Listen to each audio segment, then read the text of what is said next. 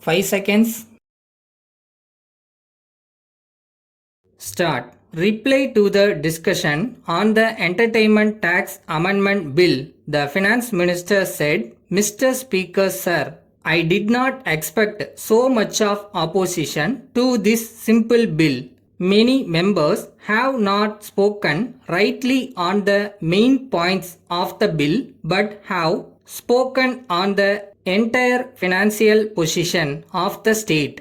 I want to point out at the outset that it is not as if this tax was brought all of a sudden without any notice to the public. In my budget speech 4 months ago, a tax on cinemas was clearly mentioned. So, it is not as if it is brought forward without due consideration of the industry and the capacity of the cinema owners to pay the tax. Secondly, I would like to point out that no member has proved how the cinema industry will not be able to pay this tax. Whether the cinema proprietor is in a position to pay this tax or not is the relevant point that has to be considered, and no speech was made to prove that he was not in a position to pay this tax. Thirdly, one honorable member said that a deficit of rupees 4 crores was not a very great matter for a state like ours. But I may tell him that if this deficit is to occur in only 1 year, then perhaps the financial stability of the state may not be affected. But when it is going to be a recurring deficit, then we must take steps to cover the deficit. As there will be a recurring deficit, it is only right that we should impose this tax now when there is inflation in this country so that people may not grudge paying it. Of course, where there is depression, no government will think of imposing any tax. Fourthly, there is a difference between what was done last time when we enhanced the entertainment tax and this time, because this has nothing to do with the entertainment tax at all. Last time, when the entertainment tax was increased, we said that a certain percentage of the cost of the ticket should be handed over to the government. So, the cinema proprietors put up the price of the ticket and thus passed on the tax to the cinema goers.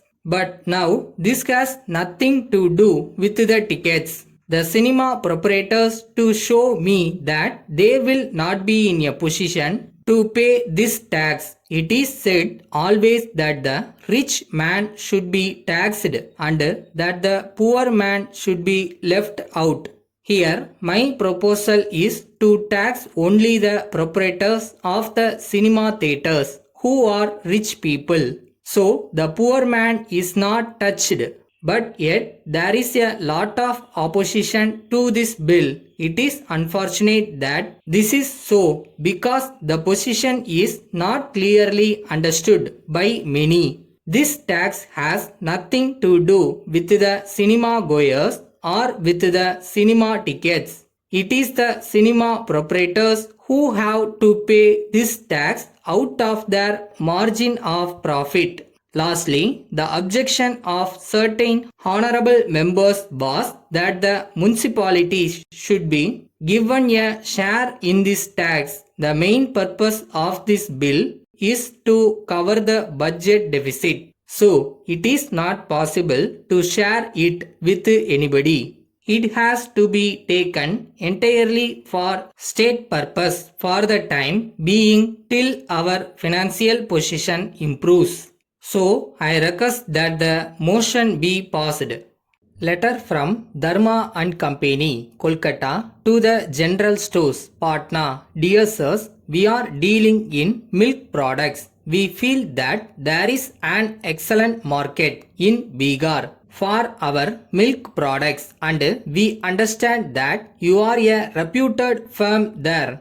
we will be glad to know whether you are prepared to represent our firm there as sole agents, as there is great demand for our products in other markets. We believe that you will find no difficulty in introducing them in your state.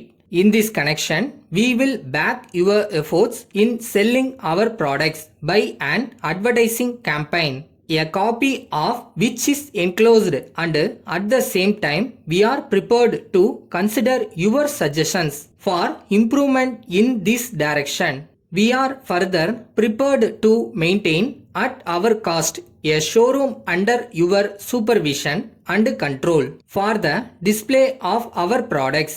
We shall consider any other suggestion that you may be pleased to offer for promotion of our products. In case you accept the agency, we are willing to give you a commission of 15% on net sales. In addition, we undertake to reimburse all expenses that you may have to incur in connection with this representation. We hope and trust that this connection will prove mutually beneficial, and we will be glad to send you a formal agreement on hearing from you. We expect your early reply. Yours faithfully.